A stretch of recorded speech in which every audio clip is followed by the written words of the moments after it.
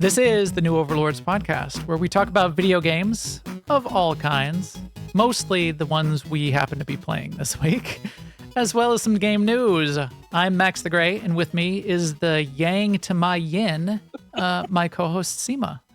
Hello, Sema. Hi, Max. How's it going? It's going great. Hey, how's it going for you? I heard you didn't play very many games this week, but you came up with a new game. Yes. Which was to visit every brewery in North America? Was that all the breweries? All the breweries. We did a brewery crawl across central Maine. It was really fun. I had family in town, and we had this project to get. Our goal was to get 50 craft. No, actually 25, but 2 of each, so it would be 50 craft IPAs for our family member who's having his 50th birthday and likes craft IPAs. I think it was more fun for us. Well, I don't know. Receiving 50 beers might be also fun. Oh, so they weren't even there. You did the crawl, and you're just gonna ship the 50. Yeah. That is great. And my one sister who had the idea, she made a spreadsheet of, the breweries that she wanted to go to and the IPAs to look for. And of course we found other beer. I personally am a fan. Yes, this was one of the ones we found. This we found on a farm, like on a dirt road. But as soon as you got there, it was a farm, and they were a real brewery, and they had the big giant tanks and everything, and a little bar, and and had the guys in there that had the long square beards. So this is called Hello There. Yes. And it's like stenciled art. You can definitely tell it's an Obi-Wan Kenobi throwback on Tatooine. Yes. On a can, like wrapped around is the label on the can. This looks Yes. awesome. I want some of this. Yeah, and what's even better for me is it's a Kolsch, which is like my current favorite type of beer. So see, you talking about this brewery, you like... We were on the Working Class Nerds podcast this past week, which was super fun. We're talking to Marcus and Nick and Atrax, and had a fun time. And Sema said, "Hey, I'm going to go do this thing at these breweries." And those guys were like, "Oh yeah, Portland's got some great breweries." And Sema's like, "Portland? No, I mean, we were scouring the backfields. We trudged through a farmer's field. We found the old farmhouse. We knocked on the barn door and we said, 'Proprietor of this establishment, do you make beer?' And he said, 'Yes, yes, I do. We make 2 cases a year. You can try my Kolsch beer.'" That was totally exactly what it was like. And that is, that's what Sema's voice is like when she's.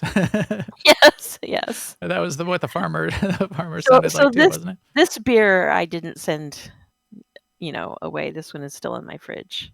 Excellent. Yeah, no, this looks great. I would like some of that. So that is beer news. Yes, beer news. I guess let's talk about game news too. Good news, everyone.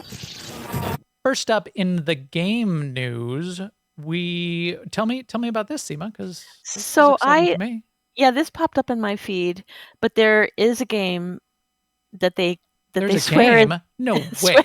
They swear they're not a WoW clone, but it's an MMO, and it takes place in a Western fantasy setting, so it looks a lot like WoW. So I can see where to be taken as a MMO that's not like WoW is going to be an uphill battle for them, especially since they just hired Russell Brower to do some of their music. And Russell Brower, I mean, huge props to Russell Brower. His music is like the core of my early gaming self. Yeah. And I can still hear it really in my dreams. And he's just so a great talented. person. Yeah. Well, you've met him, right? Yes. So the Frog Pants community, some great podcasts that I still continue to listen to, and what originated the AIE Guild that were part of our gaming community used to have this annual, I think there was about 6 years that it happened. It was an annual sort of like mini con, and it started with just like a dozen people going to see a movie and turned into a few hundred people signing up for a 3-day con and going to Utah. It was called Nerdtacular. Anyway, one of the Nerdtaculars, a few of us got one of the ski lodge house. It was up in the mountains in Utah, Snowbird. We got a ski lodge house, and one of the nights we were just hanging out there having beers, and Russell Brower had attended that year, and Russell Brower came out and hung out with us. You know, it was only like 8 people hanging out there. So I got some quality time to like meet him and hang out with him, have a couple beers with him. We didn't really talk work all that much. I mean, you didn't compose any music while He you did were not together. compose. Yeah. You're a music man. Do music man. I'm sure he would love that. So none of that. But I did get to sort of know him as a person, and he was just a really great guy. Personable, really friendly. We had a good time hanging out and having a few beers. So that was really, really cool. And I've been a fan of his ever since. Obviously before too, but to get to know a person on the side like that was really fun. Yeah, I really love Russell Brower music, and WoW. It's just fantastic. Yeah. Great to hear that he's got this thing to go do. I'm sure he can never stop making music. That's kind of the kind of person he seems to be. So, And hopefully well. he's at a stage where, that he's made enough money from his efforts with WoW that he can do whatever he wants. Right. He can just pick and choose the projects that Yeah. inspire him. And this not a WoW clone.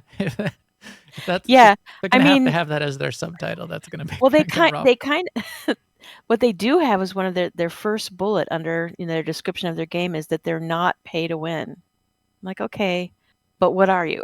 Well, they're also Tencent. They're also funded by Tencent at least, which then you kind of need to say, we're not pay to win. We're not that kind of game, the kind of game that Tencent would be associated with. The Eastern, those kinds of MMOs, which definitely are pay to win because that market kind of likes that, and that's part of the deal. So yeah, just watching it. I don't really know a lot about this game, but just watching the trailer, it's an amalgam of art styles, but so is WoW really when you take all the cinematics into account, and some of the stop action cinematics they've done in the past. It just looks. I mean, it's hard to do like knights and mages and orcs without looking like WoW. Right. Yeah, you can't. Yeah. So it's hard. You're gonna get compared. Right. But I feel like they want the bar to be like higher difficulty than WoW. Just reading what they say about the game. So. Higher difficulty. All right. Well, then now they're going to get themselves in trouble. Right. Maybe we'll come back to that. I haven't looked at it at all, so maybe we'll keep an eye on it. And look at it another day. We'll get it on the show. I'm going to skip ahead because I'll let you talk about Wildmender when we get to that. But I wanted to talk about this as game news, or maybe not game news. It's an amazing time for games right now. We were talking about this in the pre-show. There's so much good stuff going on for us. For us as gamers, it's awesome. I'm having a really fun time. But there's things happening. There's things happening that are kind of like flying under the radar. Like the Meta Quest 3 is shipping next week. By next show, I could have one, and I may, because I'm probably going to get it, and maybe I should just pre-order it so I can have it and wave it around at least. But I feel like all the major game websites did like an article on it, but nobody's like paying attention. Nobody cares. Does anybody care? Chat room. Does anybody care about that? I don't. 3? Yeah, I think just like nobody cares. And it seems like if all of the things that are going on weren't going on in gaming, maybe it would be more of a thing. And I mean, I don't. I mean, to just elaborate on what I said is, I don't think VR is ready for me. I agree. And I don't see what they've done with the Quest 3 as making it a more accessible platform for the broader market. For the people that like VR, it's a really good VR headset, and it will be an upgrade. The fact that they're adding in consumer mixed reality, I think, is a non-starter. I think that's nobody's asking for that. And unless they can magically come up with something that makes mixed reality something that people are interested in, it's a gimmick. And I say this coming from the perspective of working with corporations, and this was my job, in the past few years, focused on mixed reality. I built mixed reality applications. I showed what could be possible and what could be done. And even the places where it would have like a big return on investment, hey, you could take, in places we tried it, hey, your workers could put this on and be able to see where to assemble the seats in this Boeing aircraft, and Boeing did this, would assemble the seats in the Boeing aircraft, get the interior of the aircraft assembled in half the time by wearing these things. I would show it to an executive and I'd say, would you like to see it in action? And they'd go, nah, I'm not going to, it's a thing. I'm going to put it, it's going to mess up my hair. I'm like, Right. you're like, this is like your business. This is, Right. Nobody wants that. Nobody wants to put this thing on their face and wear it on their face all day. So for people that like VR games, it's really good. This seems like, what did they say? 10 times more pixels. That doesn't necessarily mean it's 10 times better, but that's advances in the platform is what you like to see. What they didn't advance in, which I'm disappointed in, is it's no lighter. It's not lighter. It's not easier to wear. It's not, something that is just like sunglasses that you can just put on. You can't be on Discord at the same time you're doing it. Although there's those meta mixed reality tricks to maybe do some of that, but chat room is saying, I don't care. What are you even talking about? You're right. Nobody cares. So that's game news. Giant things. I'll do a second game news, which I feel like nobody cares about, but hopefully we care a little bit more about as gamers. But I feel like is another example of a game, big news headline flying under the radar. Assassin's Creed Mirage is launching today. And again, I feel like we barely are hearing about this. I think there's just so much great stuff going on. I haven't looked at Twitter today or Twitch. Maybe there's 1,000 streamers streaming this on Twitch. But with Baldur's Gate and Starfield and Cyberpunk and all of this amazing stuff going on, there's these AAA games, which would be a big deal in any other year, I feel like are just going to fly under the radar. And hopefully they're still going to do well because we want these kinds of games to continue to be made. But I feel like this launched and I barely even knew that it was launching. And then I saw a thing was like, oh, Assassin's Creed Mirage is launching tomorrow. Like, okay. It's really cool. And I know a lot of people were looking forward to this, but I feel like nobody's talking about it. I feel like Assassin's Creed will be okay. I think it will. I mean, it's such a major franchise. And it just has such legs too. I think people, when we get towards the holidays, they're going to look at like which Assassin's Creeds have I not played yet. And, when they're done their X number of playthroughs of Cyberpunk 2077 and they need a break from Starfield. Yeah. Yeah. Hopefully. It's ranked relatively highly on Twitch right now, I guess. It's got about half the viewers of Counter-Strike. Well, but yeah, yeah. On launch day, it's got 67,000 viewers. There's 61,000 viewers of New World right now. And this, now New World has just got a new expansion as well, but that's a game that people will tell you is dead. Right. Now, there's only 15,000 viewers of Cyberpunk right now, 20,000 watching Lies of P, 19 viewers watching this game called Witchfire. Only 657 viewers, only 600 viewers of Diablo 4. I do not understand that. Diablo 4 is a really, really good ARPG. I do not understand this crash. It's like the internet is freaked out and said, just come together and said, forget it. We banned this from our minds. So good job. You've done it. Maybe Blizzard is going through they can't do anything right period. I think they are. As the internet likes to do, they like to find things to beat up on. And Diablo is one of the things they can beat up on. Not saying they don't deserve it. No, but that's another discussion. But does that particular game deserve it? That's as much as it's getting beat up on? I don't think so. Yeah. Tell me about Wildmender, or maybe I'll tell you about it too. But so, Wildmender It looks very similar to some other games we've looked at, including Palia, except for it does have there is a survival aspect to it. But it is adorable. It's super cute, and you get to hug a frog. Yes. We talked But I about do, this when I was at PAX East. So when I came back from PAX East is the last time. That's why we threw it in here, because right. they launched, which is And I really think cool. my comment at the time was it's I like the art better than Palia, but Palia has a huge number of people and effort behind it.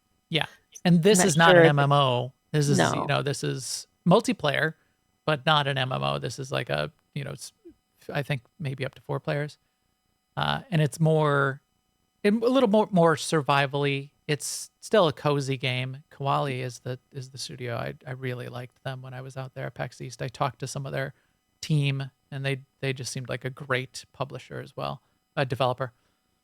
But yeah, you get into the land. The land is almost sort of like these monochrome, somewhat burnt out areas of the landscape, and your job is to plant and grow and harvest and gather resources to restore the land. And there's little things you fight, and bad parts of the infection that you need to Right. clear out. There's like a corruption that you have to Yeah. weed out. Yeah, but here's like the monochrome, and as you fix the zones, they fill in with color, and all the plants grow more, and the trees get filled in with color. It's really cool. So yeah, if you're in the market for that kind of game, a little bit more of a cozy garden, desert garden survival game, I think you a can good one. still get burned by the sun, though. I mean, I think it's yes, I get Enough survivally. yeah. Quality I is don't the know. publisher. And Muse is I don't know if it's enough survival for like a Red Dead Redemption player necessarily, but I think you can die. I don't. I could be wrong on that. not like the sun in V Rising, where if you're in the sun for more than 10 seconds, your vampire catches on fire and dies. Not like that, but you can easily die of heat prostration and thirst and all that. Ah, okay.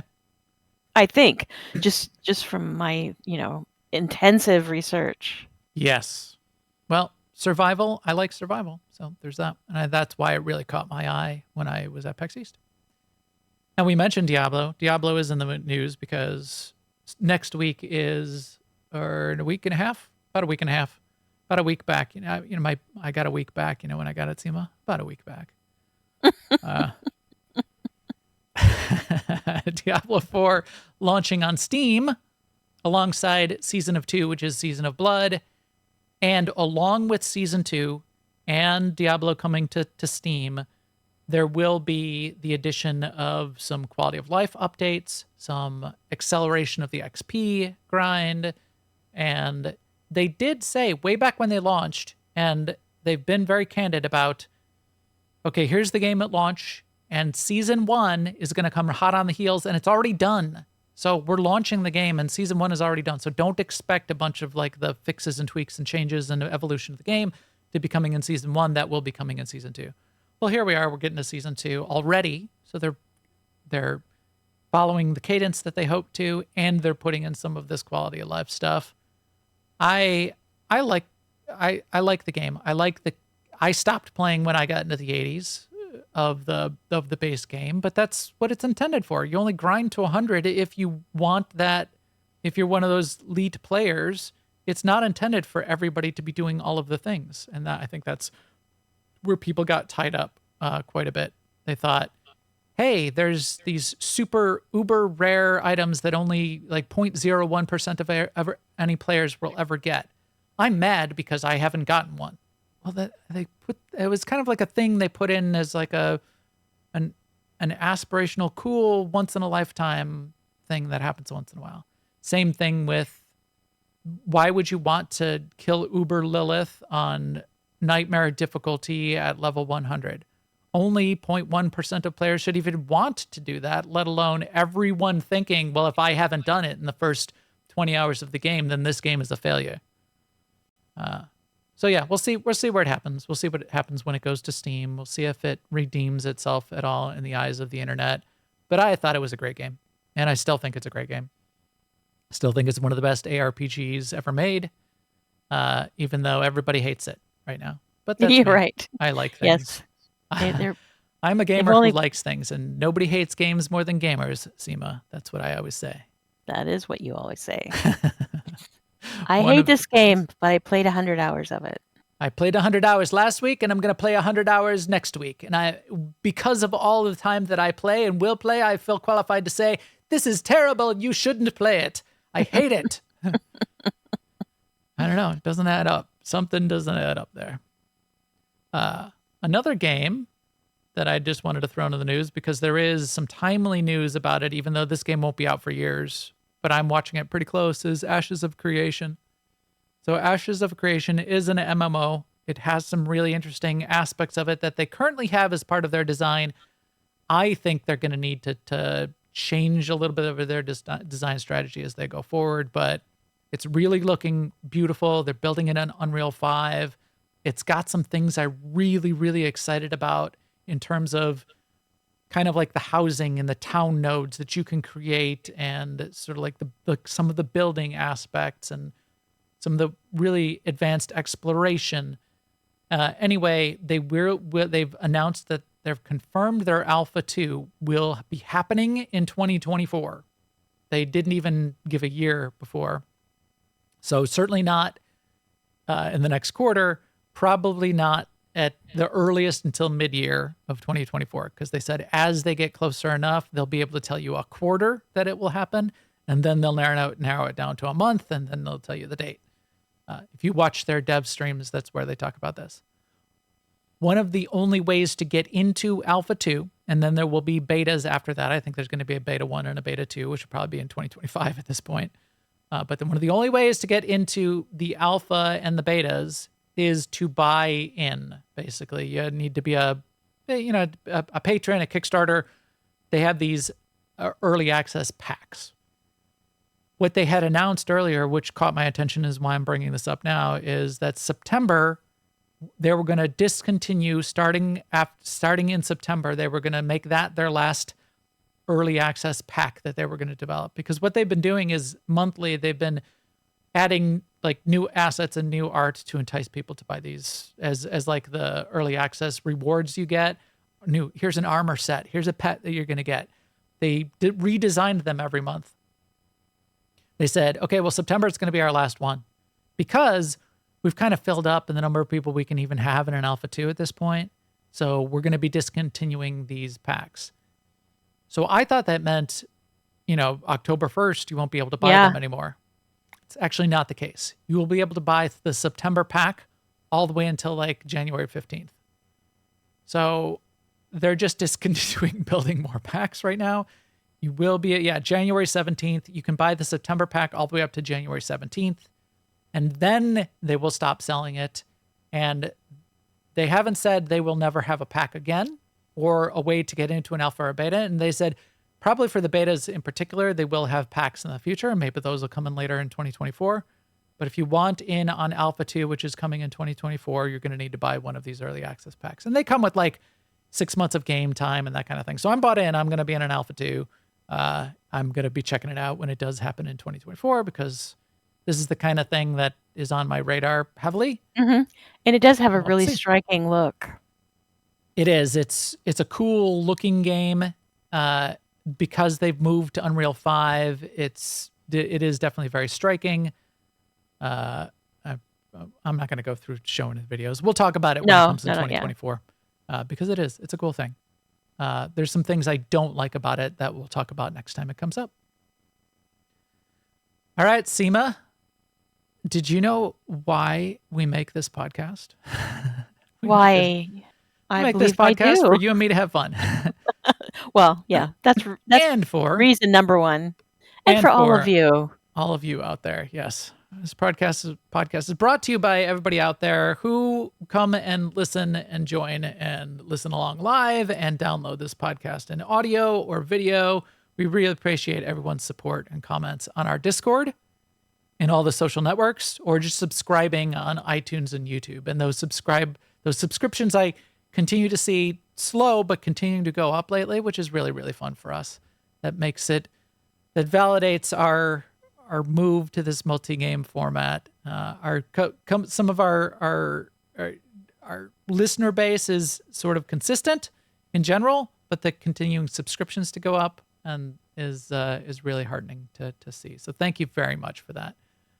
Our chat room here, always fun to have along on board. We are trying to get more consistent on when the new schedule is. It's probably going to be 5 p.m. Central, usually Wednesday-ish during the week. But maybe Tuesdays, maybe Thursdays, depending on what our schedule or our guest schedules might be. We hope to have more guests in the future too, just friends of ours to come on, talk about games. So continue to keep up on all the social networks, as we said. You can find me at Max the Gray, usually on Mastodon, Blue Sky, X, formerly known as Twitter, and Threads. But our Discord is the best way to find us, and that's newoverlords.com/Discord. You can get in there. We're in there pretty much 24 hours a day. You can say hi, give us tips for what you'd like to hear about, tell us what you're playing, because we would love to hear about that too. We mentioned at the top of the show in the Nerdtacular and the other meetups that we've had, we're also sort of sponsored by our game community, in that we love to play games with them, and they're a reason that we continue to play games. So that's Alea Iacta Est. It's our big family-friendly gaming community where we play all of our MMOs in particular. AIE-guild.org. You can find the Discord to our gaming community. You can get on there. You can come join us in Star Wars The Old Republic. That's the main one that Sema and I play. I'll mention a little bit of that later in what we've been playing.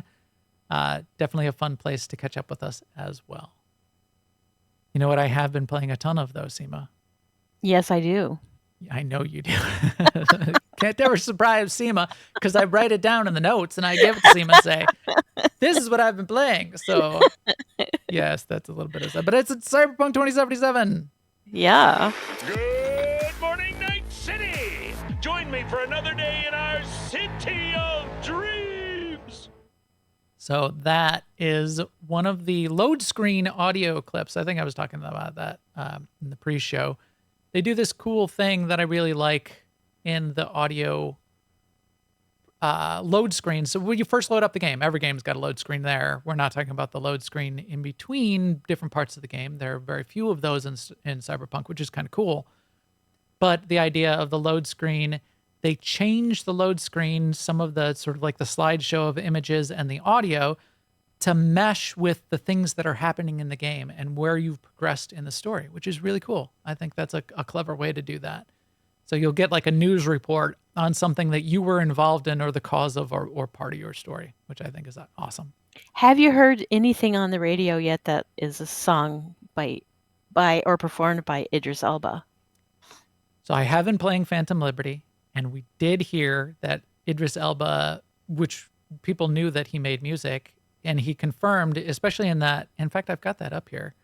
I should go to it, where he says, hey, I made some tracks. I made some tracks for the game, and I made some things that show up as you're driving around. You can turn on the radio station in your car, and there will be Idris Elba music. I don't know if I have. Yeah, I'm not sure I would recognize it. Yeah, because... Okay, let's start then. He is such a charming guy, isn't he? I don't want to be... Yeah. Okay. He doesn't want to beef. He says a couple things that could be controversial comments, and so in this interview, I think this is what an IGN interview. It's like a 5-minute IGN interview. He says, "I don't want to beef about this. I don't want to beef." Oh my God. I'm Idris Elba here. I'm Idris Elba. I'm the coolest Brit that you could possibly know. He is very cool. Anyway, he does say, yeah, I made some tracks, and you'll find them. You'll hear them on the radio station and in the soundtrack of the game. But I'm going to have to look them up and listen for them, because I have not heard them. Yeah. Or don't recognize that I've heard them. But yeah, I've been playing Cyberpunk 2077. I did the restart, as I said. I went back and decided that I was going to play the 2.0 content starting from scratch. So I started a new character and I played all the way through. I played enough to kind of mostly finished the base game, and you don't have to go that far to play Phantom Liberty, even if you start a new character. You'll only have to play up to about a third of the way through the game. You get up to a part, for people that are familiar with the game, where you're in Pacifica with the Voodoo Boys, and the Voodoo Boys is one of the games, and they've got they're from Haiti. They're immigrants from Haiti, and that's sort of their theme and their aesthetic. They're very cool. Their characters are very cool. They don't necessarily like you because you're not one of them. And in fact, they're a little backstab betrayal going in there, but you got to like do a thing for them and get information from them to continue your story. Once you're done with what they have, and there's a couple ways to finish that, different ways that might result in them being less or more friends with you or less or more alive by the end of it. But after you're done with the Voodoo Boys, you get a call from Songbird, So Me, the character that's part of the Phantom Liberty, that says, hey, I need your help. And you can just go off and do that part of the Phantom Liberty story right then. You can wait and do it. It kind of happens concurrently with the rest of the game, to the point of which you can get to the end of your Cyberpunk story, and you can finish your Cyberpunk story with Phantom Liberty. You can finish all of the rest of the story parts. You can go back and forth. And in fact, I have done a couple things where I started Phantom Liberty, but you can go in and out of Dogtown, which is just a zone of the city, and decide that you're gonna, finish up some of the other missions that you had going on, or finish up another part of the story. I had finished most of it. I still went out and did a couple things, and I liked that. I liked that it's still part of that story because, minor spoilers in just going to talk about these things in general. At the end of the Cyberpunk story, you're kind of done.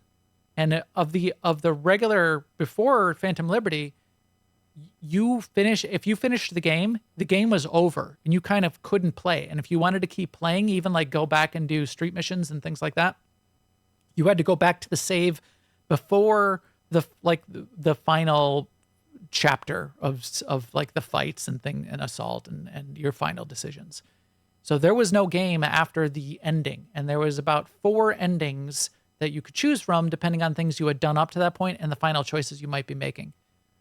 Phantom Liberty gives you a new ending, and I haven't gotten to it yet, but from what I understand, there may be a way to keep playing to some degree after this new ending, which I would really like. And it's kind of something I really wanted in the base game from the start, because you can still drive around the streets of Night City, hang out, listen to the police scanner, basically you go and like, you're kind of Batman is sort of just the side thing that you can do around Night City. There's criminals doing criminal things. There's muggings going on. You can jump on your motorcycle or jump in your car and track these criminals down. They just sort of like, they weren't random spawns. In fact, you could exhaust them in the base game. I think they turned them into random spawns now too. That's just sort of like a fun thing to go off and do on the side. And I didn't like the fact that if you finished the game, you couldn't like go back out and drive around on your motorcycle and help some citizens. I liked doing that. So if there's an opportunity to continue to do that, that would be a cool thing. Otherwise, it's definitely an RPG, and it's definitely story driven. And that's the fun of Phantom Liberty as well. You're introduced to new characters. You're introduced to a new story. And I'll compare and contrast Cyberpunk 2077 with something like Starfield. It's definitely more of a story, of a single story. Mm-hmm. And there are some different choices you can make, and you can change that story a little bit. But in terms of replayability, you're like replaying the same story. And the same things happen at the same points. And you can change some, you can kill some people, and then they're not there later in the story. But as I've replayed the game now, I played it all the way through once, then I played it like 4 months ago, I played it through another half a time, and now I'm playing it all the way through again. It's definitely, you're just like replaying the same game. You can't change it up very much. Whereas something like Starfield, you can change it up quite a bit, and you can ignore the main story, whereas you can't really ignore the main story in Cyberpunk. There's not much else to do if you ignore the main story. You can like go do the, fight some bad guys on the side, but there's not like joining a faction or building a house, or there's not much. There's not much. You can steal some cars, you can build up some credits and buy in some more. There's a few apartments you can buy, but it's not like that kind of game. Does that make sense, Sema? Yes, definitely. I mean, and each scene is like choreographed and created and made. Yeah. It isn't your version of it, it's their version of it. Yes. Which that sounded like I meant it as a criticism. I don't. It's just a description. It's just a different kind of game from something like Starfield. Right. In fact, and you turned me onto that article that came up that was, and I made fun of it. Not the article, but some dude, which the internet, and Sema reminded me that the internet isn't one person. But I'm going to claim that the internet is a monolith. But the internet loves to crap on Starfield right now.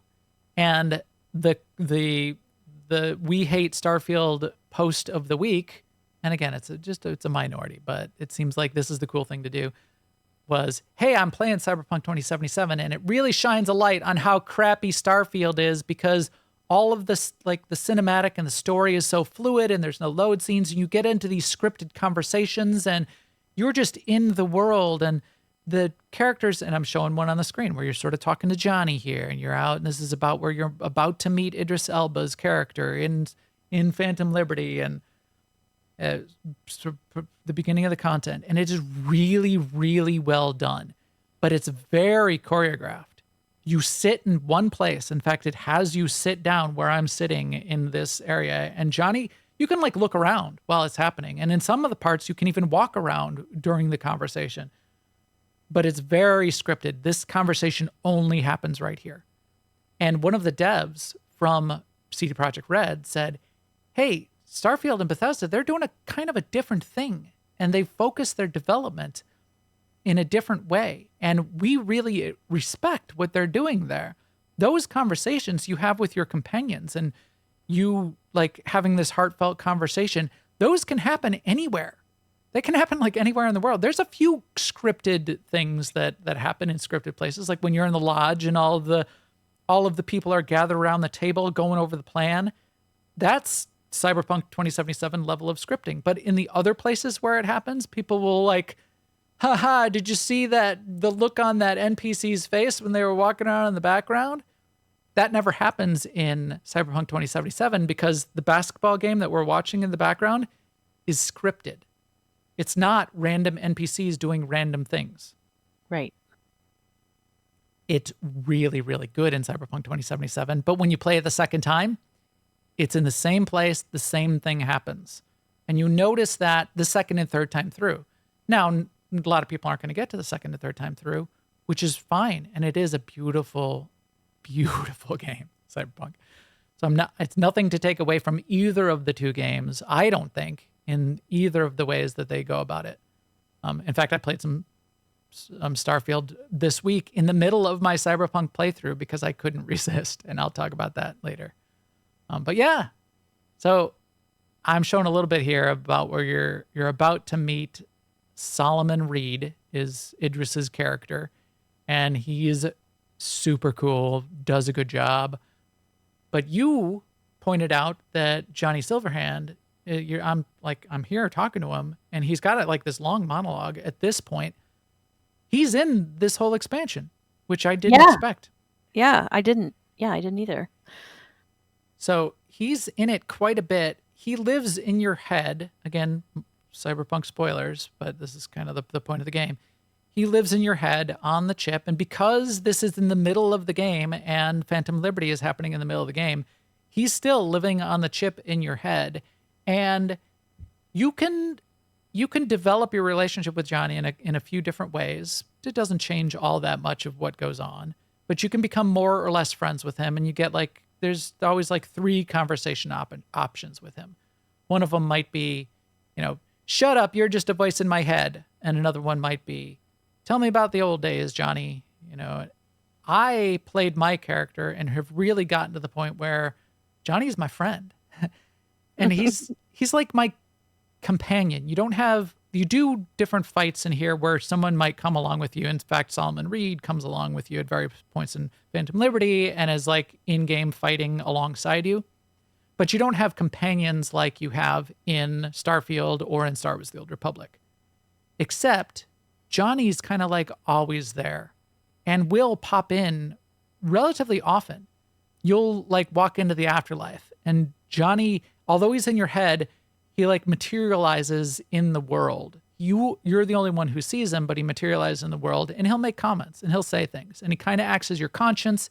He kind of acts as like the bad angel on your shoulder telling you, he's always trying to get you to smoke and drink because he loved doing that when he was alive.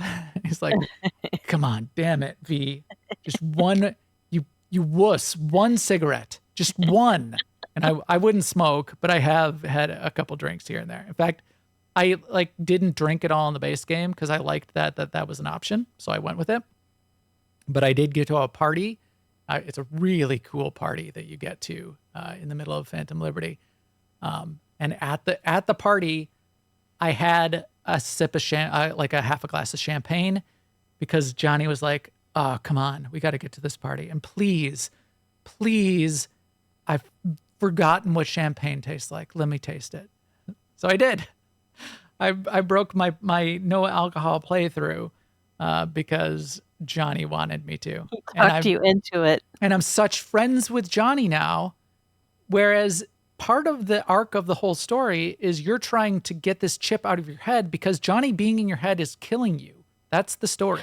Oh, I wonder what was killing V. Yes. So the chip in your head is the Arasaka chip that has his engram on it, that his engram is actually infecting your meat neural network.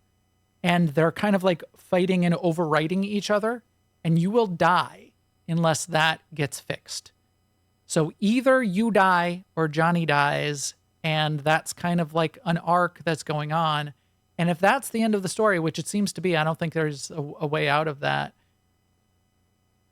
It's sad. There's no happy ending because Johnny's my friend. Right. I want Johnny to hang out with me. I want us to go on more adventures together. And he is super, super cool. I really like Johnny Silverhand. But yeah, he shows up quite a bit in the game. He talks to you. He talks about his philosophy. He talks about more of his backstory that you haven't heard before. The guy who runs Dogtown and the leader of the Barghast gang. So a Barghast is a mythical dog creature. So Dogtown, the gang is the Barghast. And Kurt Hansen. I'm Kurt Hansen. You hear his voice on the loudspeakers when you're walking through Dogtown. Yeah. Quite a bit. I could hear that. Yeah. He's always like, "Welcome to Dogtown. We've got 3 rules in Dogtown. No cops, but follow the Barghast rules and party on, dudes." I don't know, whatever he says. But he's a major character, and I think you're going up against him at a couple points, and you meet him throughout the story too, and he figures out what's going on and who you are, and he's part of the spy story that's happening. So the Phantom Liberty part of the game is a spy story, and it's a special agents and spy agents and sleeper agents, and the president's plane crashes in Dogtown. And was it forced to crash there? Maybe it was. Who is behind it? We don't know. We're gonna have to find out. Good thing we've got some special agents who are going to help us find out. Well, one of the special agents is Songbirds. That's Somi and her character. And another special agent, turns out he's been off the grid in Dogtown this whole time, is Solomon Reed. And that's Idris Elba's character. But why? Why was he off the grid? Well, maybe he was maybe he was left for dead, but he continued to hold up his end of the bargain, and we're going to find out what that is and what happened and what we saw in the trailer and who was the cause of that. And so that's the story that you get to play out. And it's definitely less of a fight my way, fight against the man of the base Cyberpunk story, and more of this spy thriller feel of what's going on in the game. I'm showing another character you meet. Her name's Alex. She's another of these agents that's been around. And she's been like stuck in there for 7 years. Yes. He's mad. Because yeah, she's mad, he's mad, but he's kind of like, doing it because it's the right thing to do. Alex is more pissed for other reasons, but also has been stuck there for 7 years. Her bar, though, that she runs, you can sort of see behind her, is in a really, really cool artistic area of Dogtown. And I think by the end here, I will actually walk down and go by this tree, which is a memorial tree with the paper lanterns and a bunch of candles. Johnny tells you about it and tells you about like some more of his backstory. You knew he was military. He talks about that some. It's beautiful. Just the way they've crafted this area, the city, it still fits in. It's not any like more or less than what's in the rest of Night City. So it definitely fits. All of Dogtown is much more militarized because Kurt Hansen has sort of taken over this area. But there's this pocket here, and there's like an underground market area where you first come in and you sort of like push through the curtains and they do this cinematic entry into Dogtown. And reminds me of, there was this place in China, in Hong Kong, called Kowloon Walled City. And they demolished it in the late 80s, early 90s. But it was an old ruins of a fortress that was turned into basically like layers and layers of slums and became like this walled city that was a real place in China in the 70s and 80s. And it looked like this. There would, like you couldn't see the sky in areas of it, but there would be like alleyways and stacked buildings and shops and people like living there packed into this. They're like tens of thousands of people packed in this 3-block area or 2-block area of Kowloon. That's what inspires some of this sort of aesthetic. And it's great. It's really, really cool. So that's kind of it. It's been very fun. I'm probably about 2/3 of the way through the Phantom Liberty story, and I'm really liking the story, but I'm just still liking being in the world of Cyberpunk 2077 and Night City. So I wanted to talk about this, and I know you're familiar with it, and I think people get confused about what Cyberpunk is as a genre. So I wanted to reinforce, we mentioned it last week, but Cyberpunk as a genre is this high-tech, low-life projection of what the future could be in almost post-apocalyptic, but it's not an apocalypse that destroys everything. It's where things go bad. Right. Technology goes as bad as it could. Corporate greed. Right. Goes as bad I mean, yeah. And if that's what you mean by low life, then I agree. But it's another aspect of cyberpunk is usually that all the wealth is concentrated in a few people, and technology, the high tech stuff, is used to subjugate the rest of the people. Yeah. And not even, I mean, by design only in that it's everything is taken to the extreme, so all the wealth continues to get concentrated. And right. We see wealth disparity in our current society and the way capitalism works. So this says, what is the worst possible version of that? Well, you're in this world, you're either a millionaire or you're practically homeless. Nobody's homeless. Well, I mean, people are homeless. There's homeless people all over Night City, but you're like living in in like a container ship, It's shipping container-sized apartment. Definitely dystopian. But everybody's got tons of technology around them still, too. Everybody's got tech implants in them, even like the homeless people on the street. And Yeah, everybody's watching hologram television all day and all that kind of thing. But it's drugs and gangs and suppression of the masses by the elites. And those are some of the themes. Those themes are the aesthetic of cyberpunk, but I think we need to be careful to draw conclusions from that. Because really, the stories of cyberpunk are the stories set in that world. So the world itself doesn't solve, like, the cyberpunk as a genre doesn't provide any answers. It provides No. this setting for other stories to happen. And Cyberpunk 2077, the stories and the resolution of the stories and the themes have nothing to do with like solving anything about the world or the genre. It's nothing about like how to solve the imbalance and the how technology might oppress us even if we don't want it to, or how the corporations are taking over, or the corruptions in politics.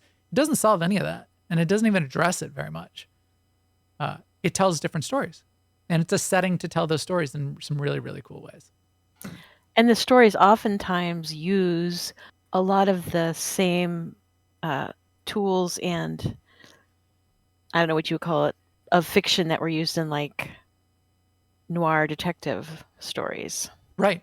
So this So they're- spy thrillery kind of stuff harkens Yeah. to that in a very directly Any way. kind So of like, yeah, thrillery, murdery kind of way. very, very noir.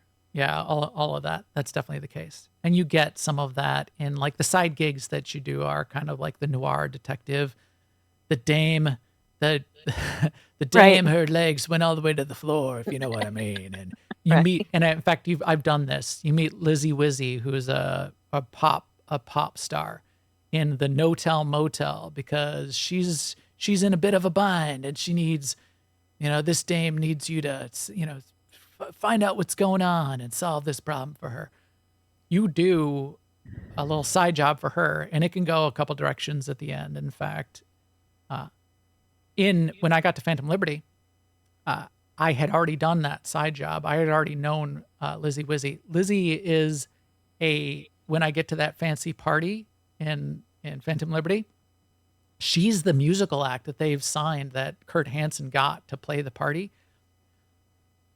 So two things. One, the scene of her show that she does on the little stage at the party blew my mind. I stopped playing the game and just walked up to the stage in the middle of this party so that I could see the show and just watch the show play out. Wow.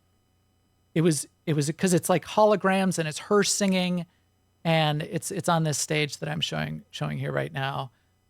It was so cool. I recorded it. I'm We just see not gonna you, play it by the way. now. Oh, sorry, I didn't. It's just a dark stage in the back. I don't think I didn't cue it up for us to play Oh, okay. today on the Okay. podcast. I don't want to spoil it for the people that do want to see that with fresh eyes. But it's just like a side thing that's going on in the bar. You don't even have to stick around and watch. It's just something that happens.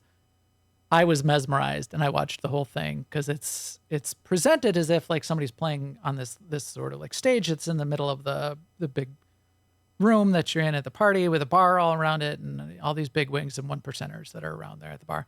But it's such an amazing, mix of holograms and music. They do a cool thing afterwards. Alex calls you because she's monitoring you through this party, this part of the spy stuff that's going on. She says, here's a little souvenir. They give you a recording of the musical act, and it ends up in your apartment. Super cool. Which is warranted because it was just such an amazing thing. Anyway, I'm hanging around at the bar still after everything's over, about to leave, and Lizzie Wizzy is at the bar after her act. And I go up to her and I say, hey, what's up? And she is not happy with me because she didn't like how our gig turned out. She wanted me to do some shady stuff by the end of it. And I was like, no, I'm not doing that. So she's like, you just get out of my face. And so I just left. But that was cool. It all sort of like fits together. And very organic, not still very staged and scripted the way Cyberpunk works, but it feels very organic when you're in the moment, which is really, really cool. So yeah, all of that idea of the noir, all of that, the cyberpunk genre. I've got all my cyberpunk books here, Neuromancer, Snow Crash, a bunch of William Gibson stuff that I've off of my bookshelves. You got to remember that even Cyberpunk 2077, that's not the point of the story. The story is you and Johnny's arc. And I really think the main game is the story of Johnny. And Johnny has character development, and you, the main character, kind of don't. You have a story from start to finish, but you don't really have character development. You're kind of along for the ride. Where Johnny has character development. And here, when you're playing through Phantom Liberty, it's President Roslin and Songbird and Idris, or Solomon Reed and Alex, and there's a different story going on. And again, you're along for the ride, which I think is interesting and cool. And that's what you need to be prepared for. You're not making your story. You're along for the ride in these other stories. Right. And then the story is not, about putting the rightful king on the throne. It's just whatever it's about. And it's not you as the chosen one. Right. It's not you as the chosen one. Right. Whereas, Well, I mean, everyone, you're still a hero, right? Or something. You're like, yeah, you're the hero of the moment. You're like the only one. You're a useful tool, and like the only tool in some of these cases for the story to progress. So there's that. But it's not made out that you're like the hero and you need to like rise to the occasion. It's like right place at the right time. We need you to get this thing done. Go get this thing done. In both the original story and in this story, when those moments come up, which is interesting. Kurt Hansen's a cool character. All the characters are very cool so far, so we'll see where it goes. But yeah, that's my story of where Cyberpunk is at so far. There's a couple mechanics that they added to the game, which I think is really cool. I showed you one. So 2.0 just fleshes out the world mechanically a bunch more. It added things like more people on the street, more traffic, more cars, better AI of just the general stuff going on. And here's a scene that's not part of Phantom Liberty, but just part of the base game. When it rains, and this always happened, it's just they amped up, they just pushed their sliders for how many people are in the city and how much of this is going on. Look at all the traffic. And you could just walk in front of it and the cars will try avoid you and try to get out of the way. You could try to drive down there and you'll be stuck in traffic. But all the people on the sidewalk, it's raining, they whip out these umbrellas and they're very cool. It's a super Blade Runner vibe. Yeah. And it just looks great. So there's a bunch of that's in the game. And there's a lot of variety. Everybody looks sort of unique in the crowd. Yeah, and all the NPCs mechanically work very well, and they do work better than almost any other game that I've seen. They'll kind of like glance at you, and if you like bump into them, they'll like shrug you off and like walk around you. Maybe they'll say something like, "Hey, man," that kind of thing. None of them end up being too janky ever, where they're like, like walking into a post or their heads turned backwards, or which very rarely we see those kinds of bugs in CP 2077, which is very cool and very immersive.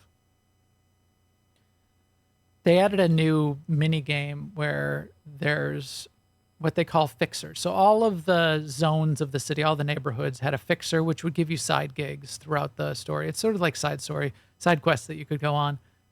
A couple of the fixers still operate in Dogtown. One of them is from the base game. His name is Mr. Hands. You get to actually meet Mr. Hands. They always call you on the phone. He only called you on the phone in the base game and would never show his face. spoiler, you get to meet him. I'm not going to tell you about him, but you get to meet him face to face. And after you meet him face to face, every time he calls you, then you see his face from that time on, which is very cool. He's a cool guy. But another of the fixers keeps calling you up because there's cars, and it's sort of like a Gone in 60 Seconds. His cars he keeps wanting you to steal in Dogtown. They'll like flag up on your mini map and on your overhead map, and there are random spawns, and there's bad guys around them. You either need to like run up to the car and jump into it and drive away, or neutralize the bad guys and then jump in the car and drive away. And you need to drive it out of Dogtown into the other part of Night City into a chop shop to complete that mini quest, and you get rewarded. You know, you get street cred. And it's okay to steal the cars because, you know, the people who own them are bad. Well, the fixer explains it too. He's like, cars, they need to be taken care of, and sometimes they need a change of scenery. And I just facilitate that on behalf of the vehicle. He's got like a monologue about it, his rationalization. But yeah, so you steal the cars. When you steal the car, though, and this is something they added into Phantom Liberty 2, there's car combat. Either you like stick your head out the window, or you just shoot out the glass of your driver's window and shoot bad guys, or use weapons on the vehicle to shoot bad guys, because you'll get into car chases. So as you're trying to return the car, bad guys in cars will chase you down trying to get the car back, and they'll be shooting you. And if they shoot the car too much, the car will break down and blow up. You can jump out of the car and shoot them. You can shoot them while you're in the car and battle them. I'm a net runner, so I use my hacking abilities to like freeze them and short circuit them and that kind of thing. You have to shake the tail of any of the bad guys before you return the car to the chop shop to complete the mission too. It's fun. It's a pretty fun little side thing. I've stolen a couple cars on behalf of my fixer there, because it's mostly bad guys that are around that have the car, so you don't feel bad. It's like the gangsters and the drug dealers. I know, and they deserve to die for trying to keep you from stealing their car. I kill very few people in Cyberpunk 2077. You can play. When I played through the first time, I was almost 100% non-lethal. It's actually harder in 2.0 for a couple reasons to be non-lethal. Most of the netrunner abilities, which are like the hacking, you kind of freeze time and you point at someone and you can pick which hacking abilities you want to hack them with. You're like hacking their cyberware. Most of that is non-lethal. You're just like shocking them and they're like paralyzed on the ground, short-circuited, knocked out. And in my headcanon, then the police force picks them up and takes them to jail because they're bad guys. It's actually harder to do that in 2.0, but you can. There's a lot of non-lethal options. And even for guns, there's a modification you can, like hardware you can put in your gun that makes it so the gun only like shoots their hardware and only shoots them in the knees. So it doesn't kill people. It's called PAX, the mod that you might try to put in a gun. Supposedly you can like put the PAX mod in the throwing knives. So you can take like an electrified throwing knife and throw it into someone's face and sticks in their head, but it doesn't kill them for some reason. Which I think is kind of all hilarious, right then. But it is harder. And in fact, one of the things that you realize and they're explicit about in 2.0, I guess it was happening in the base game, but there's like dumpsters and stuff. So if you're doing like a stealth playthrough, you can like creep up behind a guy, right? And you can do a takedown. You hold R to do a takedown, and then like L or another key will do it non-lethal. And you get that option pops up real quick when you're trying to take them down. And if it's non-lethal, well, then there's still a body there. And if you're trying to be stealthy, if bad guys see the body, well, then everybody goes on alert. They're like, oh my gosh, my friend here is dead. So you can then drag the body somewhere. You could throw it in a dumpster. And starting with 2.0, it's very explicit that if you throw them in a dumpster in one of these containers or a freezer, they're dead. You killed them in doing that. So now you've killed the person. Which I don't understand. Why do they have to do that? I'm just like hiding them until they wake up or until they get recovered, until they shake off the stun. why me like tossing their body in a dumpster suddenly kills them. I mean, I guess you could say now they're not going to be found and they won't get medical attention. But that sucks because now there's a bunch of missions, which it's, if you want like a completely stealthy playthrough, if you can't utilize that as an option, that like makes it much harder to do a stealthy playthrough. So I'm much less worried. Most of my abilities are non-lethal, but I'm much less worried about killing people this playthrough. I just headcanon it like everything's, and I didn't even bother to put the PAX thing in my gun because there's also a penalty. It's like now your gun does 15% less damage. It's like, all right. I mean, I get it if I want to like penalize myself by not being a monster and just like murdering everybody, then things are harder for me. And so this game, I didn't even slot the PAX thing in my gun. So sometimes I shoot people and I just pretend that, that they're okay. I do have a smart gun and I do get to aim at the body parts, and I do always aim at the knees when I shoot them. Because I'm very, very powerful anyway. I'm overpowered. I'm not playing. There's 4 difficulty levels. I'm playing on normal difficulty, and there's 2 harder difficulties.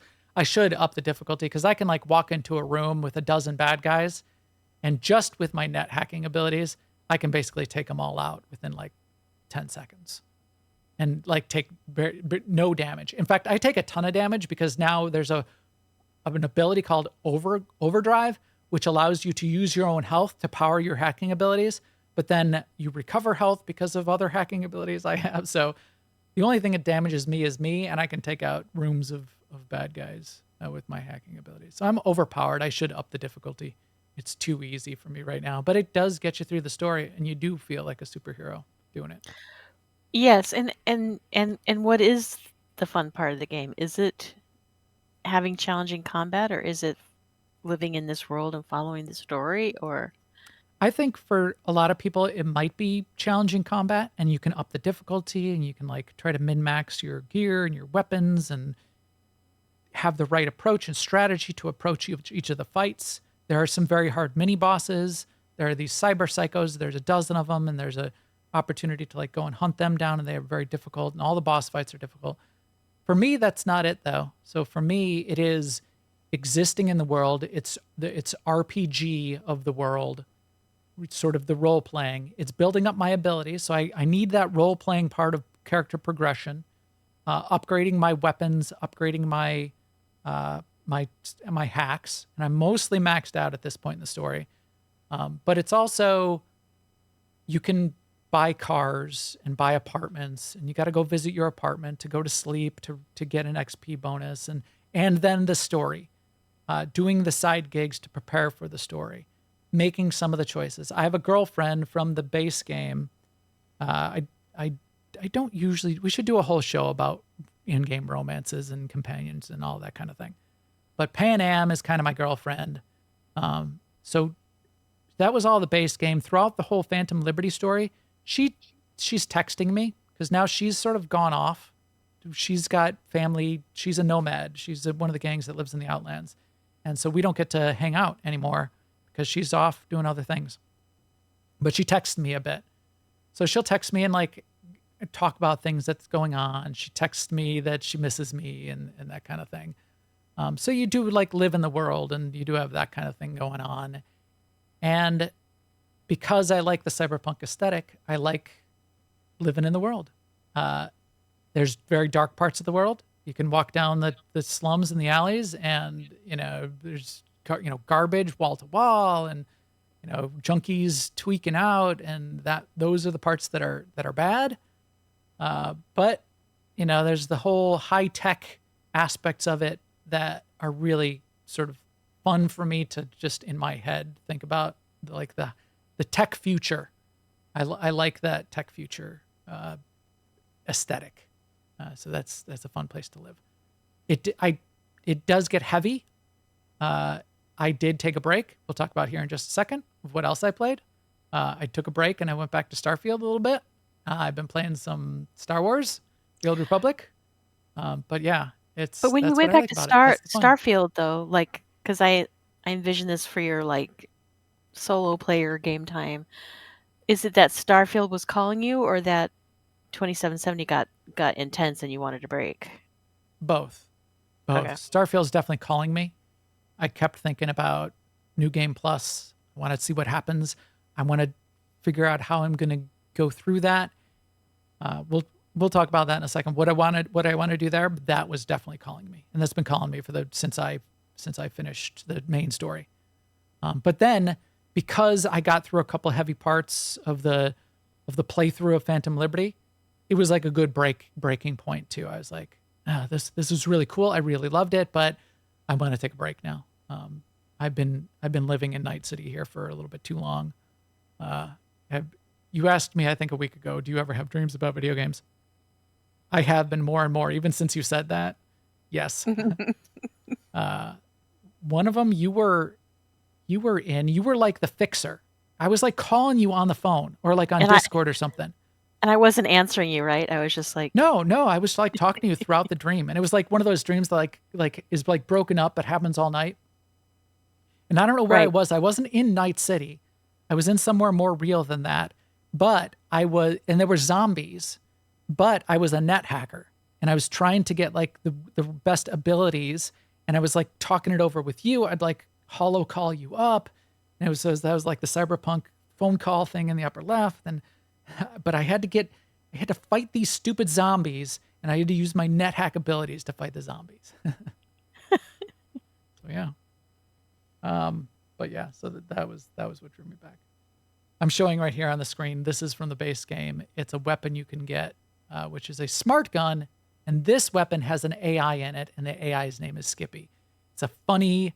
That's hilarious. Hilarious part of the game, and looks like you're trying to kill someone. Yeah, exactly, and he talks to you, yeah, and he does things while like, so you grab him. There's the story of when you pick him up, but then as you play the game with him as the smart gun, he'll like chime in every once in a while, like, yeah, don't stop, keep shooting those bad guys.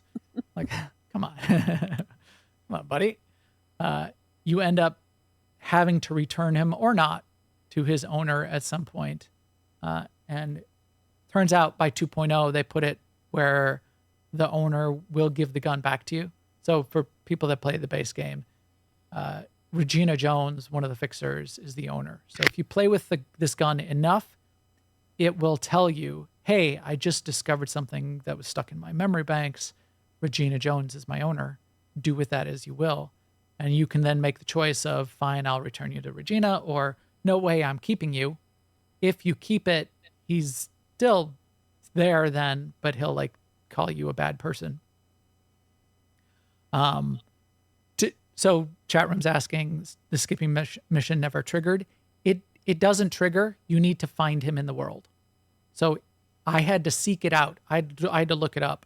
I had to seek it out. This is the alley where you find him. It's just laying on the ground in the alley. And there's nothing that shows you where it is. You have to climb over some fences to get there. You have to discover it out in the world and find him and pick him up off the ground. And then this happens. So it's like a hidden thing. Yeah. Yeah, well, here you see me picking puppy loving mode because whatever you do, the first mode, it's either headshots or the non-lethal shots. Whatever you do, 50 kills later, he'll flip it as like the permanent mode.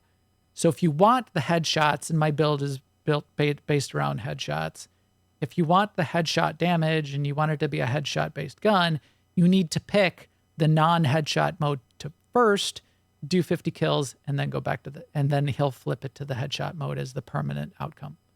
Now I have another version of the same kind of smart gun called Genjiro. That's actually the gun I'm using for my current playthrough because I did return Skippy to Regina. Regina did call me up though and said, if you'd like, I've got the schematics and you can have a version of the gun back, but it doesn't have the AI, so that's no fun. So I'm just using Genjiro. Anyway, Sema, that's what I've been playing, but I bet there's been other meat on our menus, hasn't there been? It looks like meat's back on our menu, boys. No way. God, finally. I kind of like the magnet bread. So you have been on the road for quite a bit. Yes. Trudging through fields, backfields, finding brews. Have you actually had time to play much of anything?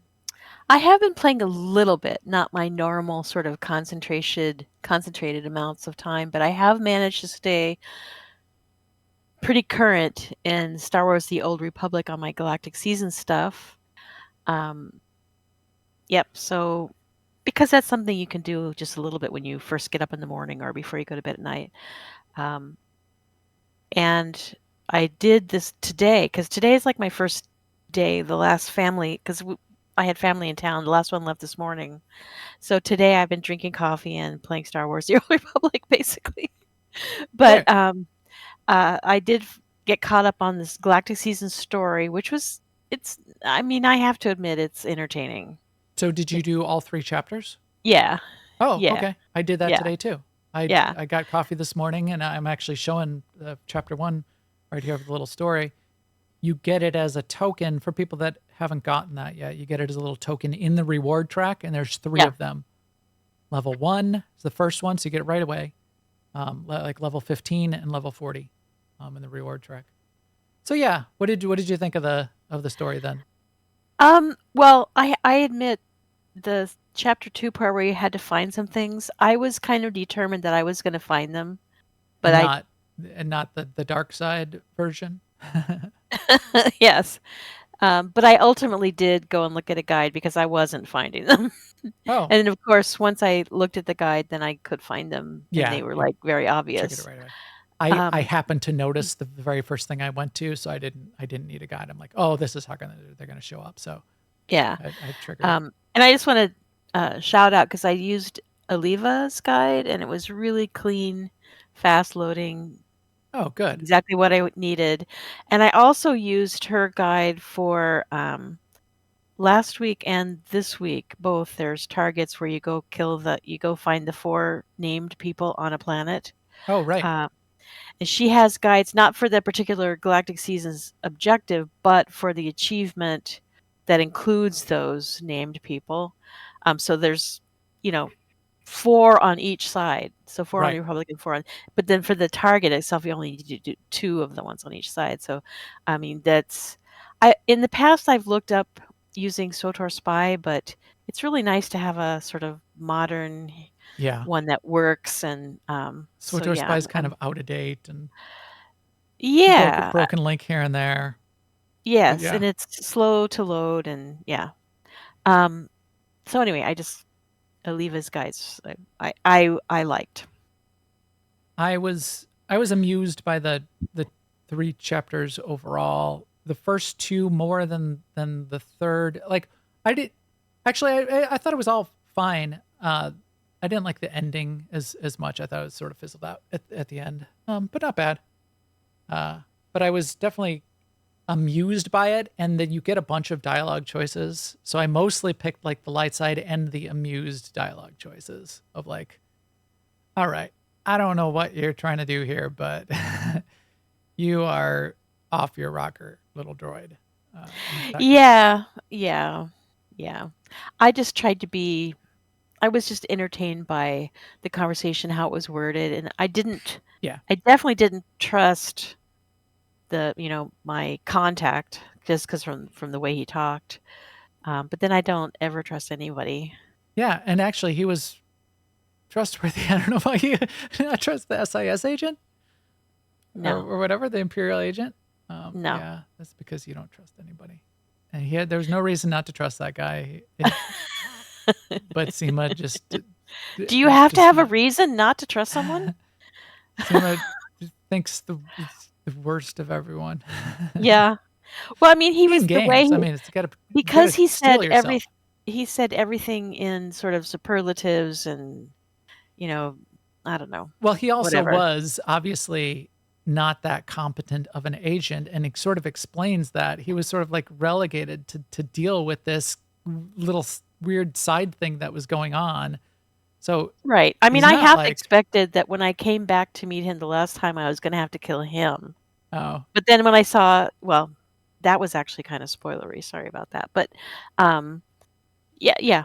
But I did enjoy the sort of narrative of it and the language. I didn't like you. I was disappointed that about one thing in the ending, but you know, it was fine.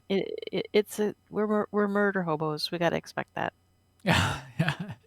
Seema's disappointed she couldn't murder everyone on the fleet when she got back. Like, why isn't my murder button working? Why won't Yes. you die? Why isn't my murder button working? But yeah, so I did that. I did the little mouse droid thing which is now a weekly in Galactic Seasons too. We get some of the weeks to be. You take a control of a little mouse droid, and then you like. This is like to prove the part of the story is you're supposed to prove how evil and dark side you are, and what he has you do is like take control of a mouse droid and like play a loud noise. Right. Upset people. Behind people that are relaxing, so that they're like, so they get stressed. Make a mess. And then like people are dancing, you lightly shock them so that like you ruin their jive, their rhythm. Yeah. Yeah. And you set a couple garbage cans on fire. It's like, oh, that that was such wanton destruction. Yeah.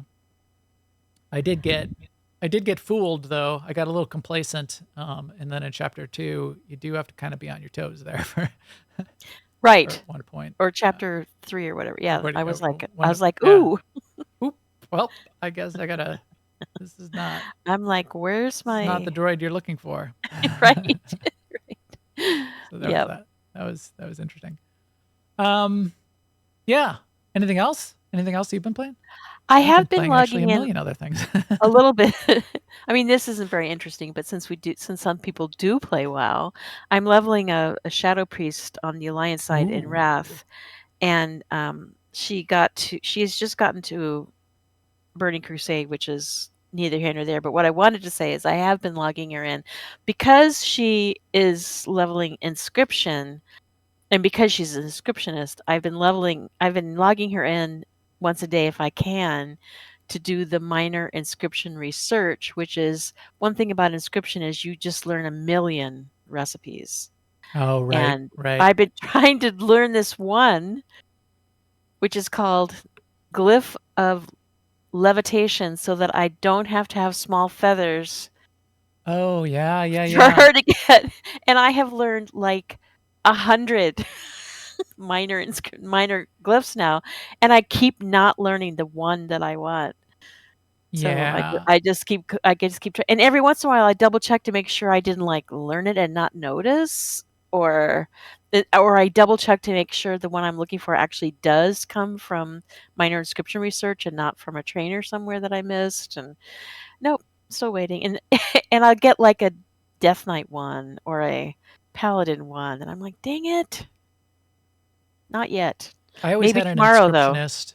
I liked it. I don't know I think they took some of this out, but it gave me some different tricks for my druid in particular.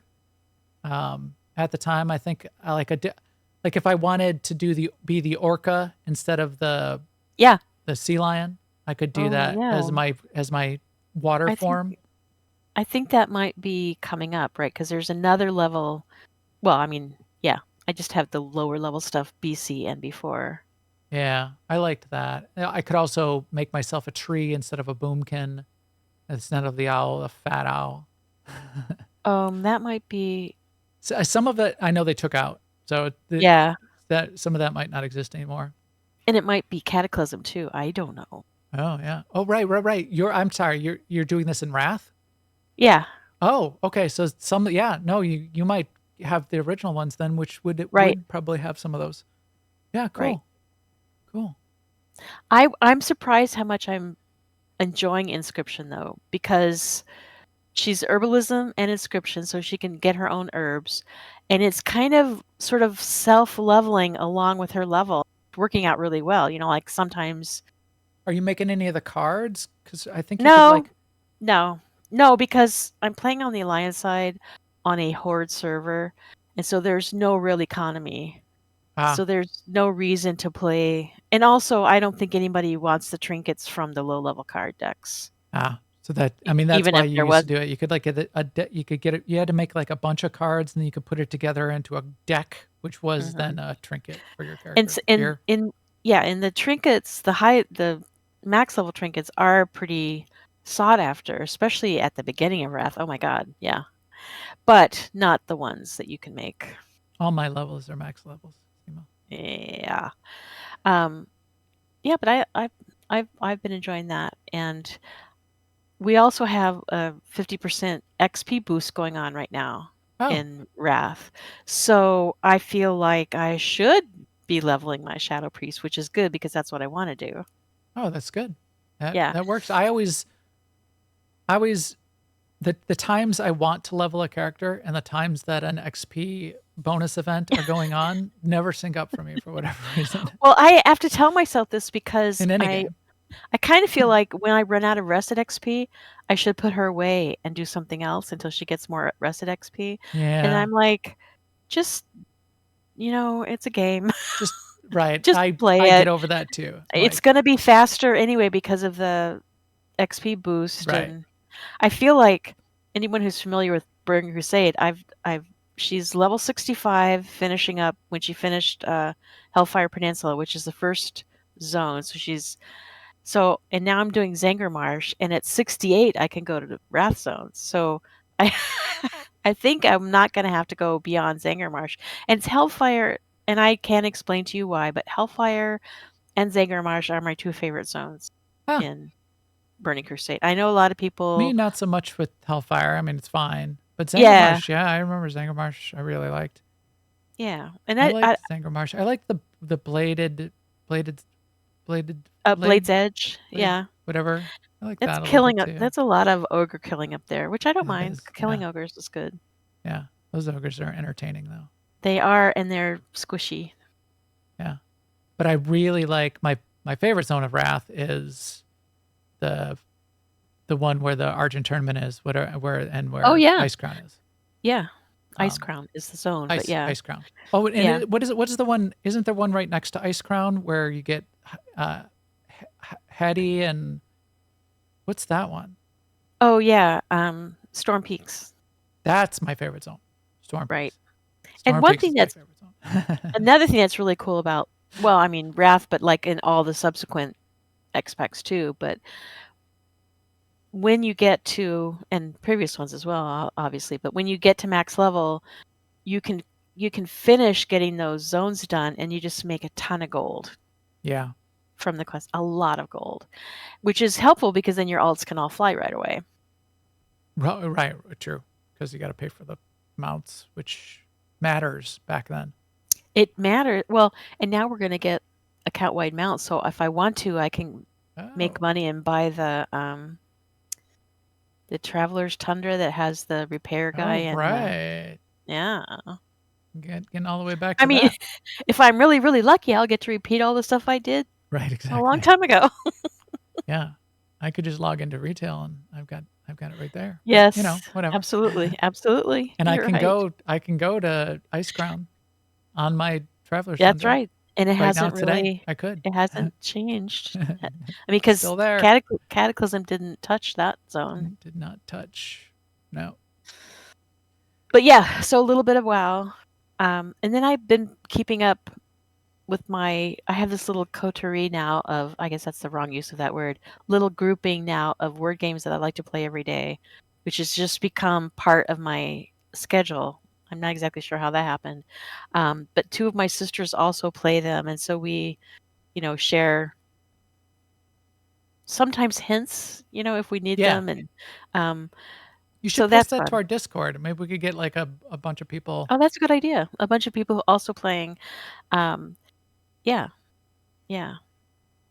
And this one game, I've mentioned it before, that I just love to play, but it's called Connections. Sometimes it's super hard, and I do not see the connection even after I get the connection, right? It's like, because it's 4 groups of 4, so once you do 3 groups of 4, the last 4 are obvious, right? Yeah. So I sit there and look at them and I go, I still don't understand how these, and then they reveal why it's connected, and you're like, okay, I was not going to think of that. Right. No, that's cool. I should do that. Yeah, post because then I'll remember it. Okay. Yeah, and it exercises a different part of your brain, I think, when you're looking for connections versus when you're trying to think of, anagrams or crosswords or wwhatever. Yeah. No, I'm staring at this right now. The connections for today. I mean, to the point where, because we get new games after midnight, right? If I'm still up at midnight, I'll usually play them, but then in the morning, I'm like, no. Right. Because it's that kind of that game a day of the way a lot of these work. Yeah. That you'll miss out. Yeah. And the mini crossword has an archive, but these other games don't have an archive. So if you can't even look back. Oh, sad. I know. Very Sad. All right. Well, those are cool. Yeah, post them to the Discord, and maybe we can get more people posting theirs. Because Okay. still people do, like, they post their Wordle to Twitter all Yeah. the time and that kind of thing. So Yeah. that's Yeah. still a thing. Will do. I have been playing quite a few things. Oh, we mentioned we were on the Working Class Nerds podcast Yes, last we week. were. So And surprisingly, we talked a lot. yes, we made that a very long show for them. I felt a little bad by the end. I think it was We like tried to. over Yeah. 2 hours. That was crazy. But one of the things I played kind of in prep for that, because they were really into it for the past month. I think it was like their game of the month that they were all playing, and Marcus has been streaming it and stuff, is Wayfinder. So I played some Wayfinder. I played a couple hours of it to try to play it a bit and get into it. If you've ever played Warframe, it's the same publisher who publishes Warframe. Wayfinder is a different developer, but they share some of the way the game, like the monetization model. They also share some of the way you progress. And the monetization model, it's free to play, and you can like grind out currency. People really like the Warframe free to play model. It's often held up by various gaming communities as a really good way to do a free to play game. So Wayfinder is going to be that way. Wayfinder is more fantasy based, but it's like this action RPG, first more like action shooter game. You play with like a couple other characters. You pick a character, so it's like a pre-made character, but you get to like pick which abilities you want and level up those abilities a little bit. And then you go into these little mini dungeons, and you got to capture the pylon in the dungeon, and there's the mini boss fights. And you can group up with up to 3 other players to go in there and assault it and do those kinds of things. So yeah, it seemed pretty good to me. I know it's mixed reviews right now on Steam in general, but I think that's a little bit because it's early in their development still, or I think it's even still early access. So there's only a few characters you can even play. There's only not all of their abilities are all tuned up, and because it's multiplayer, anytime you get multiplayer going on, things can get really crazy, and so the performance has been a little janky in some spots, and that's been frustrating some players. But I had fun with what I played, and it felt good. I got into it very easily, and this isn't the kind of game I normally play. So figuring out the abilities, I only had a few of the abilities like at the start. Figuring out how to use the abilities, figuring out how to shoot my gun and fight against the little monsters and fight against the boss mob and jump around and dodge. And that's usually something I'm not that good at. I was not bad in doing it this way. So that, to me, makes it fun. You don't want to feel like you're terrible. Like when I'm trying to play a Souls-like for the first time and feel like I'm like a toddler trying to play pro football. So yeah, it was cool. That was a fun little one. I also played and finished No Man's Sky. So I finished the Expedition. So we're in the middle of, and I think there's only a couple weeks left of Expedition 11. Was it the most fun of the expeditions that they've come up with? No, but it was fine. And in fact, in today's episode of Why the Internet is Wrong, I will also submit this hot take. Somebody's posting this to the forums of the 11 expeditions in now. Hot take, most of them haven't been fun. So this is on Reddit. That was the post title. That's just wrong. That's not true. These expeditions are one of the best kind of battle pass implementations that I've seen of any game anywhere across the gaming industry. What they've done is it's a challenge mode, and most of what and even this one, although this was less so, but most of what it's designed to is as they've evolved and added content to the game, like, hey, we've now added capital ships. You can get a freighter and you can get your own freighter and you can build a base inside the freighter. We've added these to the games and we've upgraded them. It's really cool. Then the expedition that comes out a couple weeks later is, here's a freighter. And step 1, your challenge is to learn to fly your freighter. Step 2 is you have to build a base in your freighter. Step 3 is now you need to get frigates, a frigate fleet for your freighter. And so it walks you through the content as well. The challenges are usually 8 or 10 different things. I think it's 8 different steps in 5 phases. And as you finish each of the steps, they give you a whole bunch of rewards, which are the progress you need to do the things that you need to do inside of the game. Like it upgrades your weapons or it upgrades your ship, or it gives you a bunch of fuel for your ship so you can get to the next system.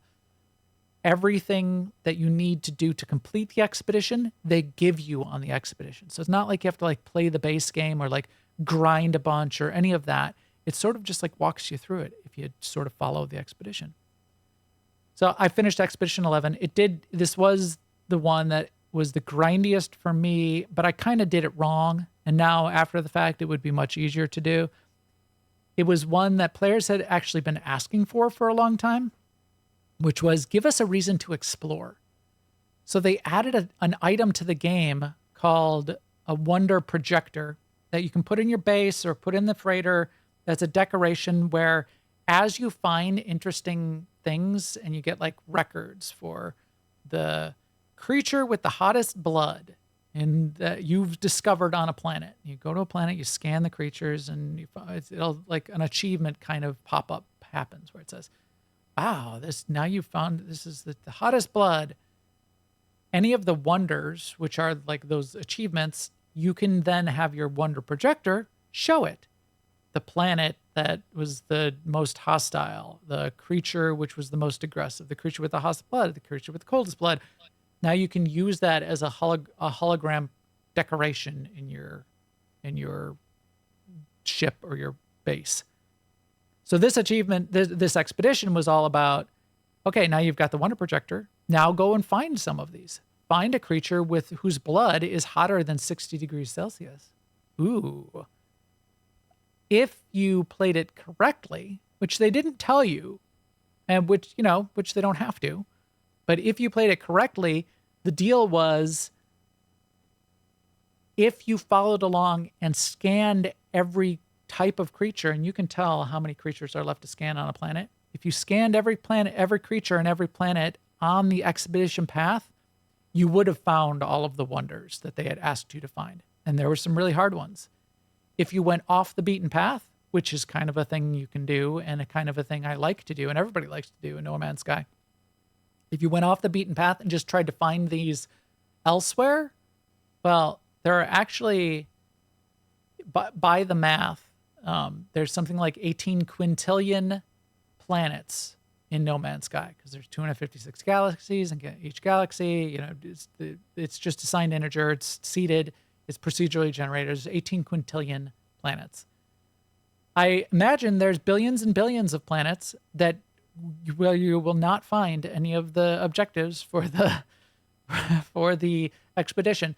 So I ended up going off the beaten path, and every day I would scan more planet when I would play. So a couple times a week I would do 6 to 10 planets, scan a bunch of the creatures, and I got to a point where there were 3 more records that I could not find. So I went back, And it is also a community event. So everybody in the Discord shares where they've found some of these interesting creatures and shared where they found a creature that's an objective. And so I ended up using that to go back to a couple of the places and find some of the creatures that I needed to find. And that's how I finished it. It was the first one where I used that kind of like cheating to finish an expedition. And it's also the first expedition I've only done once and will only do once. Because it's, I mean, the second time it's going to be less interesting. You can just go and there's the creature that was there, the planet last time, and you're just going to go there and scan it. It's less of a puzzle. It's less of a survival adventure, craft up the things kind of thing, find the most efficient way to craft up the thing. But was it bad? No, it wasn't bad. Did it do what it was intended to do? Yeah. And I thought it was fine. And of the other expeditions, of more favorite expeditions, I think they're great. So the internet is wrong. So yeah, there's more of the base game that I'm going to go back to Internet is play. sometimes wrong. Yes, the entire internet was wrong. As we also said, I did play some Starfield as well. I went back. I'm on NG +1, so that means I played the base game, and then I went back in and I've played. Oh, I didn't mean to show that screen. A little bit spoilery here on Starfield. I won't spoil many of the plot points, but if you don't want to hear about NG Plus at all and what happens after, maybe skip ahead a couple minutes. But the whole idea of what they've done with NG Plus is you discover throughout your journey that you're in a multiverse. And the new game plus, you get to the end of the story and you encounter sort of the exit or the entrance to the multiverse. And you get to kind of reboot the multiverse. You know, reboot your self into a new galaxy in the multiverse or a new universe.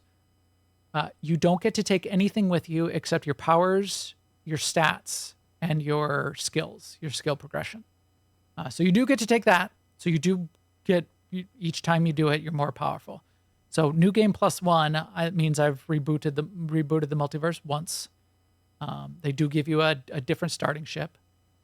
But things are a little bit different when you get to the new universe. They don't have to be different. In fact, you get some choices to make early on. You can choose to basically reboot it completely and play the game exactly the way you played it before. Meet the Constellation team, make the same choices, have the same story, have the same decisions. But you can do it differently too. You can walk in and you can tell them, you can like spill the beans of who you are and what happened to you the first time around. And then things go a little bit different. So you can then go through the game these multiple different ways, different side faction quests that you can choose or not choose to do, choose to build new bases, choose to get new ships, do whatever you want. But you can get to the end of the game again and then get your second new game plus through. So maybe new game +2. And each time you do it, remember, you're bringing your powers with you and you're bringing your skills with you. So you're getting more and more powerful every time.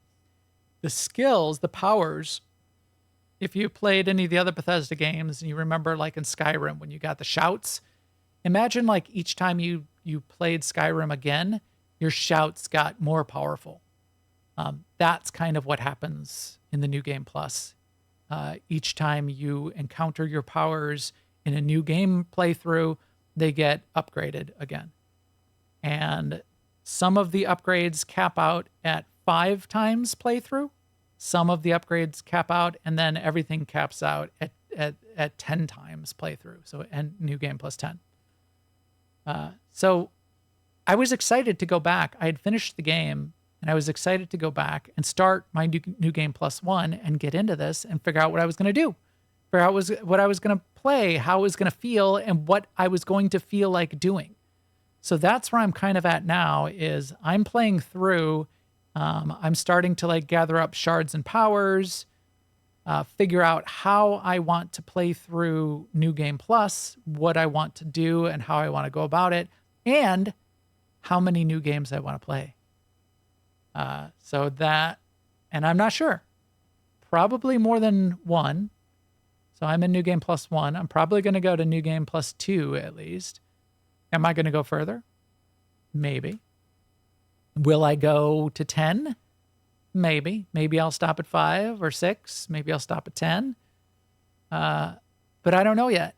I'm certainly, because I know how this works now, and because I'm have this idea of where you're restarting the universe and you're leaving everything behind, I'm not investing a lot in collecting starships and building them out and customizing them and building these outposts that I really like doing. And because I'm not doing that, I'm missing out on that part of the game, which I really like. So there's a reason to not do any New Game Plus, to just stay in the base game and build your outposts and collect your ships and play all the side stories and go on missions and discover planets and explore the 1,000 planets that are out there to your heart's content. I want to do that. I want that to be a game that I'm going to play. So do I, and they foreshadow this when you're playing the game, when you're playing the playthrough, as you discover the story, as you're going along. They foreshadow that this is a kind of thing you need to think about in the context of the story. They say, leaving everything behind, what do you think of that? What do you think of leaving us as your friends behind? Or is that going to change who we are? And they plant that seed in your mind to be thinking about that in the context of the RPG, but then you're also thinking about it, and it makes you think about it from the context of outside the meta game itself, which I think is really, really clever and cool.